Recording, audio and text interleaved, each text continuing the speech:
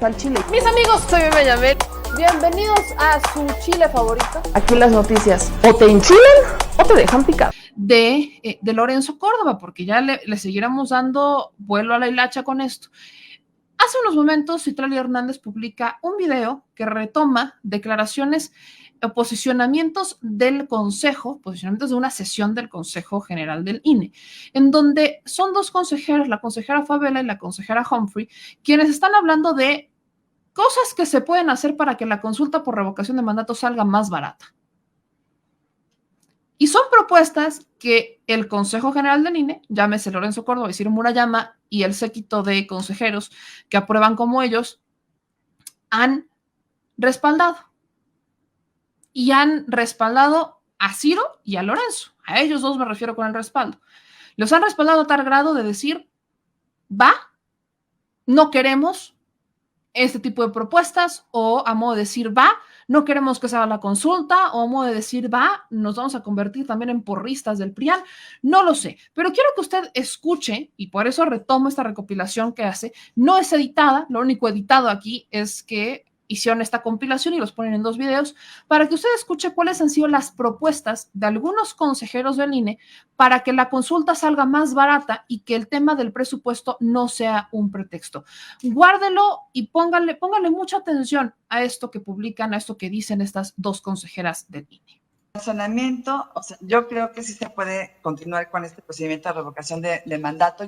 Yo también he presentado algunas propuestas que ya conocen mis compañeros. También coincido en que se podrían cancelar algunas circunstancias, por ejemplo, la contratación de más personal y realizar la revocación de mandato con el personal que ya se cuenta, que además es especializado y tiene la experiencia técnica que requiere cada área. Ahí también podríamos cancelar la cuestión de los visitantes extranjeros, que ni siquiera está prevista en la propia ley, y también los conteos rápidos, igual porque, como lo decía la consejera Carla Humphrey, finalmente los cómputos se van a realizar el mismo día de la jornada en que se realizaría la revocación de mandato, entre otras circunstancias. Y ahí también creo que podríamos actuar, pues como lo hicimos al organizar la consulta popular, donde tampoco teníamos recursos asignados, pero con economías. Finalmente se realizó ese ejercicio de participación ciudadana.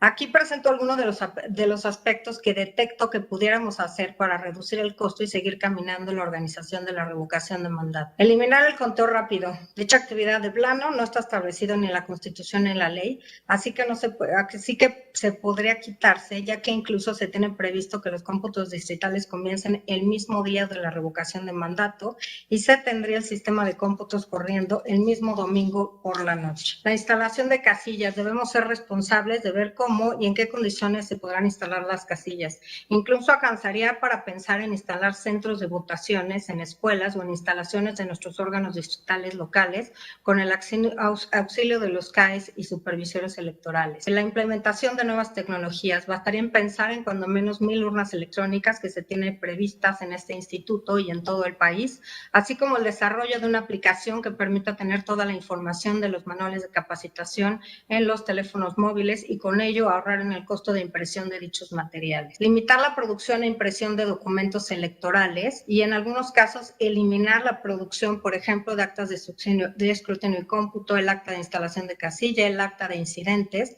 Lo anterior en el sentido de eliminar todo aquel material electoral que no sea indispensable para la organización de esta revocación de mandato. Repito, la revocación de mandato no es un proceso electoral y así tenemos que ver. Incluso pensar en la eliminación de la sábana o el cartel que se publica fuera de las casillas con los resultados. También, por supuesto, eliminar el papel seguridad de las boletas o de las papeletas. Actualmente la impresión de boletas en papel seguridad tiene un costo de 2.5 pesos por boleta, el cual se podría reducir si se opta por otro tipo de papel. Además, me permito proponer que Talleres Gráficos de México, al ser un organismo descentralizado del gobierno federal, también incurra en los costos o elimine los costos por imprimir los materiales necesarios y las papeletas para la realización de esta revocación de mandato como una parte fundamental de los gastos que se erogan también para este ejercicio. También podría pensarse en cambiar o ajustar la integración de las mesas directivas de casilla. La ley de revocación de mandato establece que sean 4 funcionarios, presidencia, secretaría y escrutador y la suplencia, pero sin embargo dicho umbral puede reducirse a 2 funcionarios de nuestro instituto y 2 ciudadanas y ciudadanos electorales. También lo propuse en la sesión anterior, pensar en otras formas para difundir este ejercicio, como solicitar mayores tiempos de radio y televisión de los tiempos del Estado y explorar nuevas vías para difundir la revocación de mandato, como los mensajes por telefonía celular vía SMS, que desafortunadamente se rechazó en la sesión anterior en el punto del orden del día. También creo que en este sentido debemos considerar seguir adelante con actividades que podamos realizar con el presupuesto que tenemos. No es deseable, no nos gustan estas medidas, pero es con los que tenemos que avanzar para cumplir con nuestro mandato. Estaremos incumpliendo con nuestro mandato constitucional al dejar de realizar esta jornada de revocación de mandato y mucho menos podemos suspender un derecho político y electoral como este. No es nuestra función y mucho menos nuestra facultad. Hay cuestiones con las que podemos avanzar con la misma calidad y eficiencia. Como dije, un procedimiento de participación ciudadana no es igual a un proceso electoral. O sea, volvemos al punto. Claro que se puede hacer una consulta más austera. ¿Por qué? Porque no es un proceso electoral que requiera tantos controles. Incluso podemos hablar de utilizar tecnología, porque eventualmente llegaremos a ese punto, queramos o no, tenemos que llegar a ese punto en algún momento de nuestra historia en México. Otra cosa, reducir la cantidad de funcionarios de casilla que hay, que se podrían instalar. Además, estamos hablando de que también se podría implementar, que es algo que, por ejemplo, el consejero José Roberto Luis Saldaña dice que no, ¿cómo se nos ocurre casi pensar que otras autoridades van a asumir responsabilidades que no son? En este caso, por ejemplo, Humphrey menciona que ¿por qué no recurrimos a una de estas tantas imprentas que tiene México, que son organismos descentralizados, para que sean ellos quienes impriman la papeleta por revocación de mandato? ¿Por qué no buscamos opciones en el tema de publicidad, en el tema de los tiempos oficiales? ¿Por qué no los pedimos? Creo que son muchas cosas que se pueden hacer y que no se tienen que comprar de cero.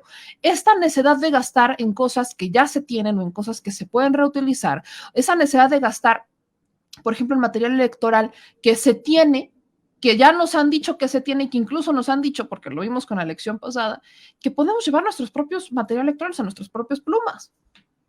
¿Cuál es la necesidad de buscar gastar cada vez más? ¿Cuál es el punto? ¿Qué es lo que no logramos entender? La propia ley por revocación de mandato les está dando un margen para que puedan hacer ajustes presupuestales, para que puedan buscar hacer una consulta que sea más austera. La democracia no es el INE y la democracia no tiene por qué ser cara. Y eso es algo que me queda a mí muy claro, que ni el consejero Murayama ni el consejero Córdoba están buscando. Y yo lo repito e insisto, pasaron de ser árbitros electorales a convertirse en porristas del PRIAN. Escuchaba a los periodistas entrevistando a José Woldenberg, imagínense, y evidentemente José Woldenberg defendiendo a capa y espada al instituto. De alguna manera, hasta diciendo José Woldenberg, ¿no? Como que el tema de la denuncia penal fue pasarse de la raya, que hasta el presidente dijo que eso fue demasiado, que se pasaron de la raya y demás. Y yo diría, era muy pronto porque faltaba la última determinación de la Suprema Corte. Era muy pronto para hablar de una denuncia penal, pero no era impensable, porque el caminito que estábamos siguiendo, el caminito que está siguiendo el INE, nos estaba dejando claro que lo que estaban buscando era no cumplir con la ley. Y si nos quieren hacer pensar que si hay 5 consejeros que están proponiendo otras vías para que se agoten todos los puntos y ver cuál es el máximo que realmente se puede ahorrar para hacer una revocación más austera y funcional, y otros 6 consejeros están diciendo que no, y que no, pues creo que nos da a entender que el escenario es muy claro. y hablamos de un delito, pero para mí era muy pronto, eso es lo que he dicho. Es aparentemente muy pronto porque falta la determinación final de la Suprema Corte, que también sabemos el sentido en el que está, pero para interponer una denuncia por la vía penal, primero se recurría que llegáramos a un escenario donde tuviéramos una determinación final y no el supuesto, el camino que nos imaginamos que podría pasar en esta materia. Entonces, faltaba unas semanitas más para que esto se determinara y bueno, aunque les repito, tampoco es un asunto que fuera desconocido para muchos. Y hablando de la Suprema, yo celebro que ya hoy se le tomara protesta, por así decirlo, a la ahora ministra Loretta Ortiz. Es una nueva ministra que entra, también propuesta por el presidente Andrés Manuel López Obrador. El ministro presidente de la Suprema, evidentemente, celebra que lleguen cada vez más mujeres. Loretta Ortiz dice que va a actuar con plena autonomía. Hablemos que quizás ella es la de las ministras que están, de los ministros que han sido nombrados, propuestos por el presidente. Ella es quizás de las más cercanas porque ella fue legisladora por Morena, porque ella fue miembro fundador del partido, porque ella renuncia al partido cuando la empiezan a proponer en estos cargos dentro de ministros y que empieza a sonar mucho su nombre. Ella renuncia, también estuvo propuesta para la fiscalía, si no estoy mal. Renuncia Loretta Ortiz y ella también estuvo presente con el presidente Andrés Manuel López Obrador en estas construcciones, estas mesas de paz. Fue muy criticada porque habría invitado a representantes del Vaticano y demás en estas mesas de construcción de paz y fue muy criticada, pero al final ella es una mujer que tiene una experiencia muy importante en materia de derechos humanos, en el derecho internacional. Loretta Ortiz, su experiencia es justamente en materia de derechos humanos y si algo le hace falta a nuestro Poder Judicial es exactamente esa visión en materia de derechos humanos que lamentablemente no ha terminado de llegar y no termina de permear en el Poder Judicial. Entonces, esa es otra huellita. Recordemos que sus cargos no son de 2 o 3 años, son de 15. Son largos los cargos de los ministros. Entonces, pues estamos hablando que los ministros que están llegando, que a mí me lo respondió el presidente Andrés Manuel López Obrador en alguna de estas mañaneras hace 2 años, año y cacho, año y medio, en donde me dice que su estrategia para limpiar o purgar al Poder Judicial sin tener que meter mano, sin tener que pasarse por encima de la división de poderes, era justamente hacer lo que estaba dentro de sus atribuciones, que es nombrar ministros que piensen como él en esta materia de anticorrupción y demás, con tal de que ellos puedan llevar a cabo esa ideología de barrer la casa de arriba para abajo, ¿no?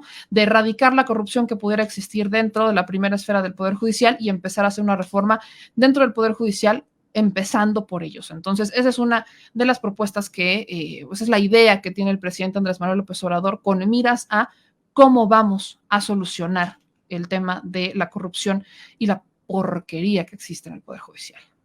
Vamos a ver si funciona. Es un largo camino que tenemos y más cuando son 9 del fiscal general de la República que nos han dicho que no lo van a cambiar y hablamos de Hertz Manero.